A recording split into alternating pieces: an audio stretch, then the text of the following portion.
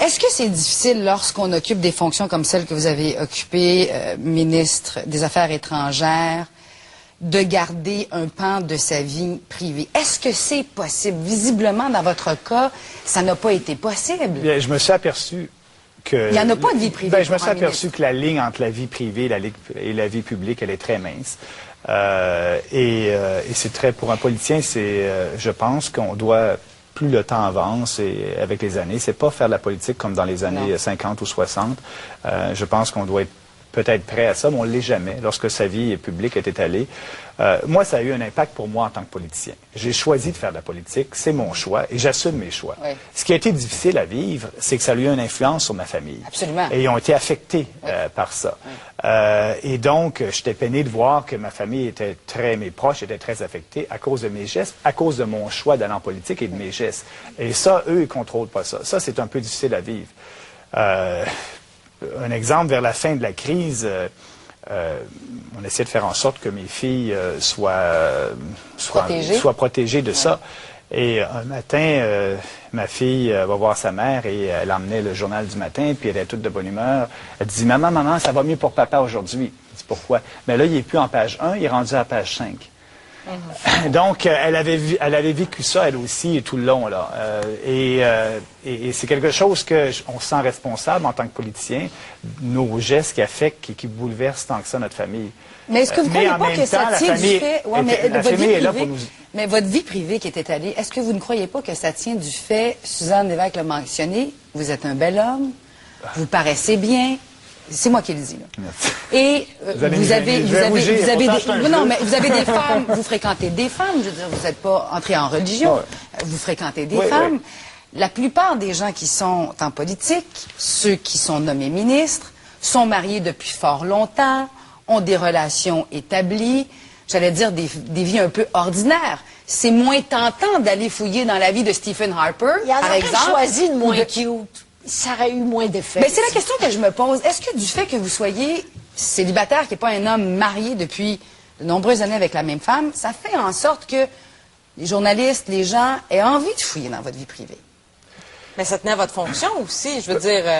ben peut-être, mais... Parce que vous étiez ministre des Affaires étrangères. J'avais des fonctions importantes au sein du gouvernement.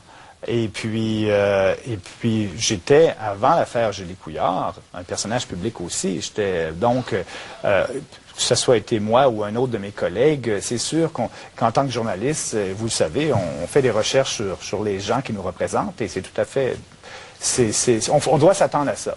Le fait que physiquement, je suis peut-être différent, puis j'ai ma propre personnalité, je ne pourrais pas vous dire, je ne pourrais pas répondre, peut-être. Mais ça a miné beaucoup votre crédibilité. Les gens, en fait, ce qu'on retient de ça beaucoup, c'est que on a mis en question votre jugement comme ministre. On a dit, est-ce que c'est un homme qui est capable de faire des bons choix et des bons jugements s'il a choisi cette femme-là dans sa vie?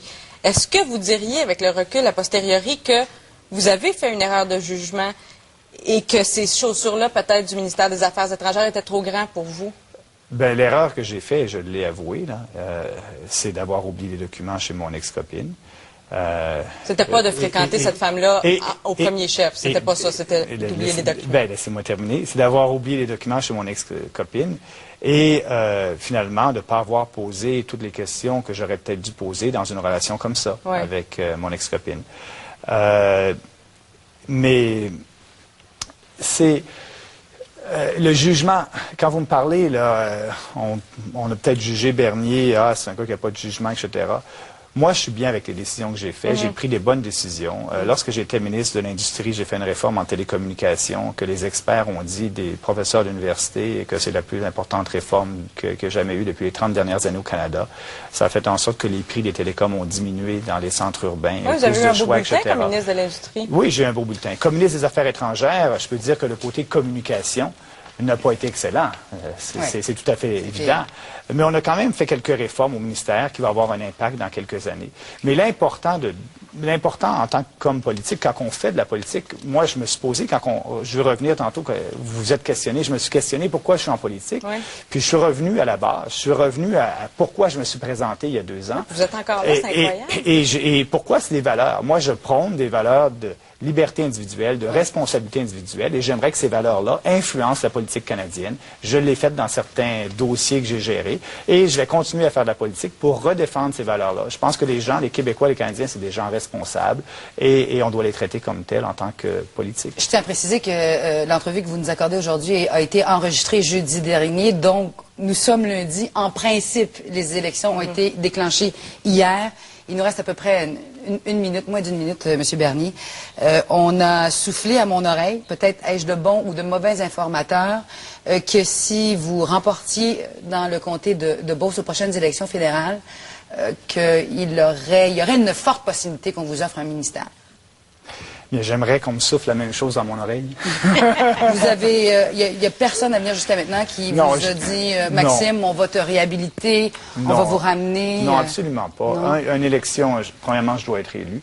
Et moi, le vœu que je fais et ce que je souhaite, c'est, je serais l'homme le plus heureux si les Beaucerons pouvaient me permettre de les représenter encore pour un autre mandat. Je vais travailler pour ça. Et après ça, le premier ministre a tous les privilèges de nommer ses ministres. Mais dans peu importe quel rôle que je vais jouer après l'élection, je vais toujours continuer à défendre les valeurs que je crois. Puis c'est des valeurs qui sont à la base de notre civilisation.